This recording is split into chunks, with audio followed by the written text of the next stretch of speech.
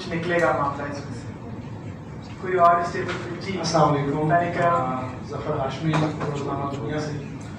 میری اگرچہ یہ بیٹ تو نہیں ہے, لیکن فوزیہ کے پرخلوص دعوت پر آپ کا نام سن کر میں سمجھا میری وجہ سے آئے. میں نے بعد میں کہا کہ آپ کا نام سن کر میں نے کہا کہ اس پروگرام میں ضرور جانا چاہیے. آپ کو ہم بڑے طویل عرصے سے جانتے ہیں, اور میرا خیال ہے کہ آپ کو مشورے دینے کی, تجاویز دینے کی ضرورت نہیں ہے. آپ کا اتنا وسیع تجربہ ہے, نہ صرف اندرون ملک بلکہ بیرون ملک بھی. تو آپ کے ہوتے ہوئے یقیناً اس شعبے میں جو ہے وہ بہت. قومی کمیشن برائے وقار نسواں کی چیئرپرسن مسز نیلوفر بختیار کی جانب سے اسلام آباد میں میڈیا بریفنگ سیشن کا انعقاد کیا گیا, جس میں وومن رائٹس کی ایگزیکٹو ڈائریکٹر سیما جعفر, وومن جرنلسٹ ایسوسی ایشن آف پاکستان کی کنوینر فوزیہ کلثوم رانا, RIUJ کی صدر مائرہ عمران اور صحافیوں کی کثیر تعداد نے شرکت کی. اس سیشن میں خواتین کے تحفظ اور ان کو درپیش مسائل پر بریفنگ دی گئی. اس جانب بھی توجہ دیں کہ جو تھانوں کی صورتحال ہے, جو جیلوں کی صورتحال ہے, وہاں پر خواتین کے ساتھ جو رویہ ہوتا ہے, وہاں بہت زیادہ کام کرنے کی اور اصلاح کی ضرورت ہے. اس جانب بھی آپ ضرور توجہ دیجیے گا. تو باقی جہاں تک آپ نے کنٹونمنٹ بورڈ کے الیکشن میں ایک خاتون کی جیتنے کا ذکر کیا, اس سے پریشان ہونے کی ضرورت نہیں ہے. آپ کی خود اتنی بڑی حکومت میں صرف 3 وزیر ہیں خواتین. تو یہ ریشو آپ یہ دیکھیں ذرا, تھوڑا سا حکومت کو بھی کہیں کہ وہ بھی خواتین کی پارٹیسپیشن کو بڑھائیں, کیونکہ بہت سی تجربے کار اچھی بات ہے. ہمارے نمائندے خصوصی سے گفتگو کرتے ہوئے مسز نیلوفر بختیار, ایگزیکٹو ڈائریکٹر سیما جعفر اور دیگر صحافیوں کا کہنا تھا کہ دیکھیے, اسی لیے ہم کوشش یہ کر رہے ہیں کہ ہم ہر سٹیک ہولڈر کو اپنے ساتھ لے کر چلیں. آج میڈیا کی یہ کانفرنس ہے, اس کے علاوہ ہم نے سول سوسائٹی کی کانفرنس رکھی ہے, پارلیمنٹیرین سے الگ مشاورت ہم کر چکے ہیں. ہم ہر لیول پہ جا رہے ہیں, چاہے وہ پولیس فورس ہو, چاہے وکلا برادری ہو, جوڈیشری ہو, جیلوں تک ہم جا رہے ہیں, تاکہ ہر جگہ پہ جہاں خواتین ہیں جن کو ہمارے تحفظ کی ضرورت ہے, اس کے تحفظ کے لیے بہتر اقدامات کر سکیں. تو انشاءاللہ یہ شروعات ہے اس کمیشن کی. آئندہ چند مہینوں میں میں یہ چاہتی ہوں کہ عورت معاشی طور سے اتنی مستحکم ہو جائے کہ وہ اپنی پیروں پہ اسٹرانگلی کھڑی ہو جائے. اور جب ایک عورت معاشی طور سے مستحکم ہوتی ہے تو اس کے لیے بہت زیادہ آسان ہو جاتا ہے حالات کا مقابلہ کرنا. ایک وہ عورت جو پڑھ لکھ جاتی ہے, اس کے لیے قوانین کو سمجھنا آسان ہو جاتا ہے. سو ہمیں ضرورت ہے ایک پڑھی لکھی, ایک معاشی طور پہ مستحکم عورت کی, جو دنیا کا اور حالات کا مقابلہ کر سکے.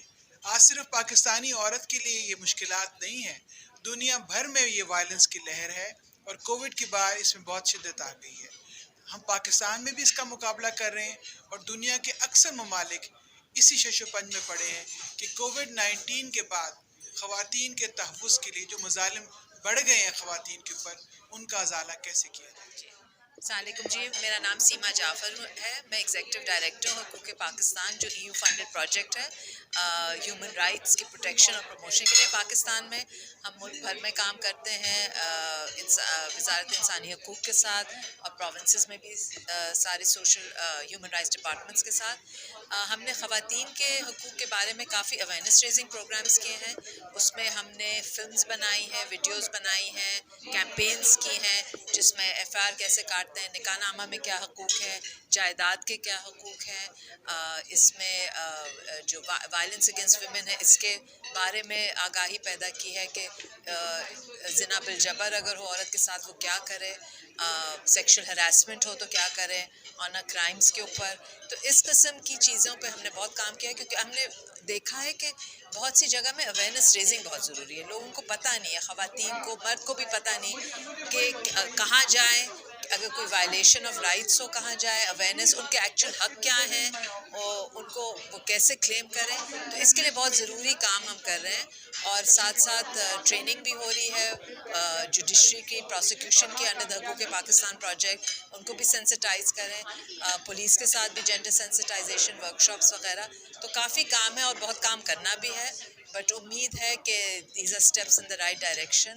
اور خواتین اور NCSW کے لیے خاص طور کے ساتھ کام کر کے, نیلوفر بختیار صاحبہ کے ساتھ, تو بہت پتہ, she is a very dynamic person, and I think بہت سی چیزیں اب इम्प्लीमेंटेशन स्टेज पे आने लगेंगी एंड होपफुली ख़वातीन अपने हकूक़ के बारे में और अपने स्टेटस के ऊपर उनको और आगाही मिलती रहेगी। जहाँ तक आपका सवाल है तो उस पर मैं यही कहना चाहूँगी कि सबसे पहले तो हमें ये रियलाइज़ करने की ज़रूरत है कि हरासमेंट एक रियलिटी है।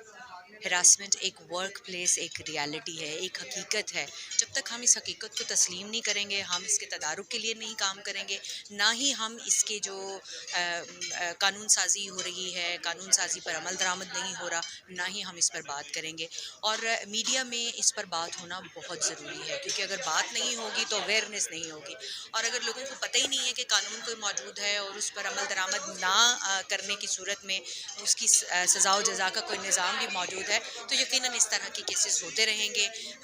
ख़वातीन जो हैं वो इजी टारगेट रही हैं हमेशा से और आइंदा भी रहेंगी, जब तक कि उनको ये अवेयरनेस नहीं होगी कि उन्होंने ख़ुद को किस तरह से बचाना है। और इसके साथ साथ जो कानून साजियाँ हो रही हैं, हमें हुकूमती सतह पर ये आवाज़ भी बुलंद करनी चाहिए कि हुकूमती सतह पर उन पर अमल दरामद कराया जाए, ताकि अक़वाम मुत्तहिदा में जब पाकिस्तान अपनी नुमाइंदगी करने जा रहा है कमीशन फॉर वुमेन के लिए, तो उस वक्त जो है वो हमारे पास वो डाटा, वो फैक्ट्स एंड फिगर्स बिल्कुल स्ट्रेट तरीके से मौजूद हो और हम उनको प्रेजेंट कर सकें। और उसके लिए ज़रूरी है कि हमारे अंदर जो है वो अवेयरनेस मौजूद हो और उसके लिए काम। मेरे ख्याल में जितनी भी इक़दाम किए गए अभी तक, ख़वातीन के हालात में तब्दीली तो बहुत आई है। कुछ शोबे में अगर आप देखें तो आपको पता चलेगा कि जैसे हमारी आला तालीमी इदारे हैं, वहाँ पर जो रेशो है ख़वातीन स्टूडेंट्स का, वो बहुत ज़्यादा बेहतर हुआ है। कुछ जगह तो मर्दों से ज़्यादा तनासब हो चुका हुआ है ख़वातीन जो हम इस वक्त यूनिवर्सिटीज़ के अंदर हैं।